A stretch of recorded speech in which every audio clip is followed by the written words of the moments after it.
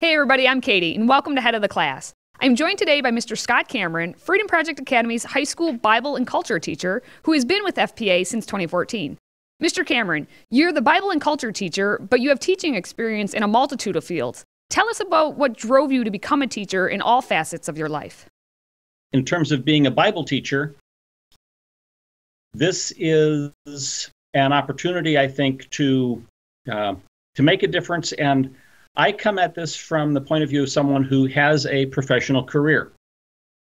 I see people in my line of work, which happens to be engineering, who, although they're logically minded, they don't find that Bible has a real appeal to them because, and this is true in engineering, it's true in the military, it's true in pretty much every aspect of the career I've been in, but they don't see Bible as having a logical, verifiable basis in fact. The thing that attracted me when I was offered the opportunity to teach this particular course was the ability to change that perception and bring to students at FPA, bring to people that may someday follow into a career that I've been in, but really into any career, a firm rooting in what I know to be true, which is that you can prove that the Bible is true. And in today's society, like you're saying, our youth may struggle to see the world outside of themselves. How do you present the Bible course in the classroom in a virtual setting that really engages your students? The virtual environment has challenges and it has benefits.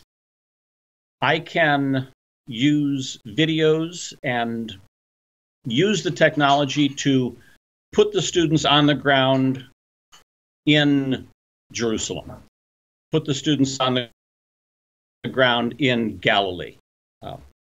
The tech is always changing. The things we can do with the tech are always changing. But having the virtual classroom, in general, I think benefits the students because you aren't limited. I don't have to be in a brick and mortar environment with my overhead projector 5 days a week. And neither do the kids.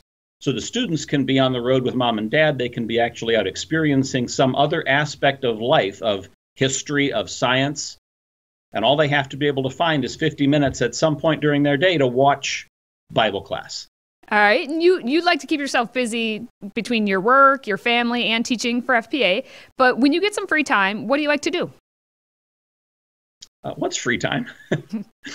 No, in all seriousness, I enjoy outdoor sports. I like to ski. I like to. I'm involved in the shooting sports as a teacher and a coach primarily these days. We have a farm, so I'm fortunate. I've grown up in an environment where a lot of the things I do are things I get to the privilege of enjoying too. And now, before we wrap up, we're going to take a little bit of time to answer some quick-fire questions. So answer the following questions as fast as you can. We're going to start with... As fast as I can. Oh, my goodness.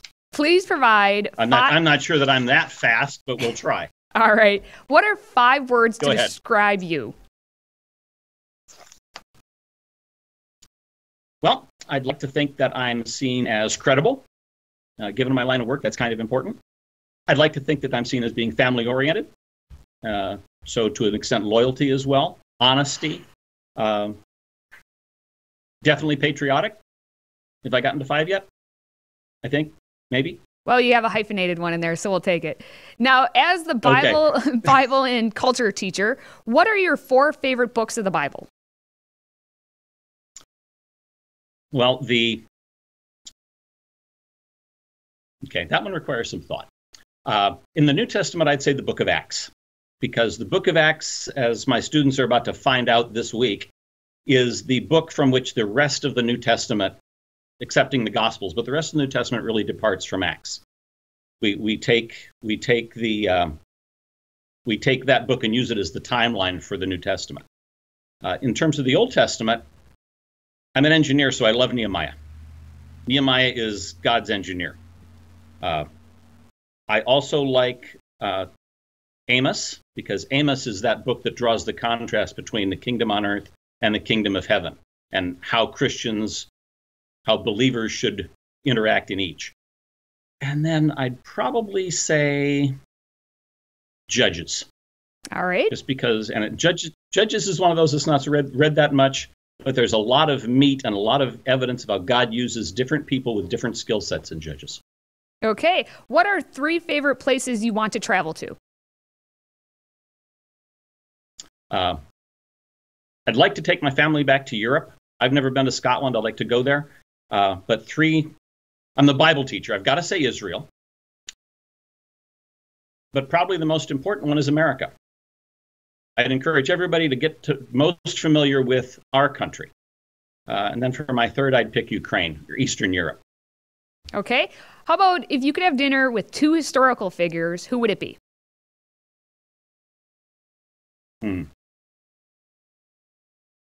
Okay, that's it. I'm going to give you an answer that probably is not the one you'd suspect. I'm not going to say Moses. I'm not going to say Jesus. I'm not going to say Paul. I'm going to say my father and grandfather. Okay. And finally, what is one piece of advice you have for your students? If you have the opportunity, I'd say see it yourself. See for yourself whatever you can, both in terms of our country, but I try to push to my students that the ability to see something with your own eyes, the ability to do something with your own hands is a critical skill. So if you have the opportunity, see it, experience it, learn it for yourself. Don't trust somebody else's word blindly. Mr. Cameron, thank you so much for being here today.